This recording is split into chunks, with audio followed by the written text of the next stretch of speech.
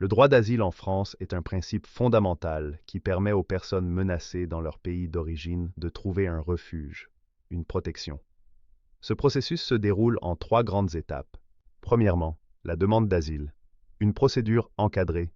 Lorsqu'une personne arrive en France et souhaite demander l'asile, elle doit d'abord se rendre dans une plateforme d'accueil pour demandeurs d'asile, PADA. Là, elle obtient un rendez-vous pour déposer son dossier auprès de la préfecture, qui lui délivre une attestation de demande d'asile. Cette attestation lui permet de rester légalement en France pendant l'examen de sa demande. Ensuite, le dossier est transmis à l'Office français de protection des réfugiés et apatrides, OFPRA. Le demandeur doit expliquer pourquoi il ne peut pas retourner dans son pays. Par exemple, une journaliste afghane menacée par les talibans ou un opposant politique biélorusse risquant l'emprisonnement peuvent solliciter l'asile. Ou encore une jeune fille qui risque l'excision dans son pays d'origine. Les demandeurs sont souvent hébergés dans des centres d'accueil pour demandeurs d'asile, CADA, et perçoivent une allocation appelée ADA, allocation pour demandeurs d'asile, pour subvenir à leurs besoins de base.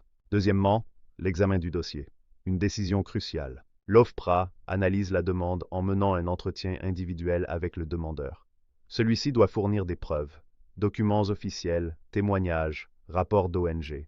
Par exemple, un militant soudanais pourra présenter des coupures de presse attestant de ses engagements politiques.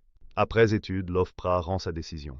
Si la demande est acceptée, le demandeur devient réfugié, protection durable, ou bénéficie de la protection subsidiaire, protection temporaire pour risques graves. Si elle est refusée, il peut faire appel auprès de la Cour nationale du droit d'asile, CNDA, accompagné d'un avocat, ce qui lui permet de réexaminer son cas. Enfin, l'issue, intégration ou expulsion. Si la protection est accordée, le réfugié obtient un titre de séjour de 10 ans et peut travailler, se loger et bénéficier des dispositifs d'intégration, cours de français, accès à l'emploi.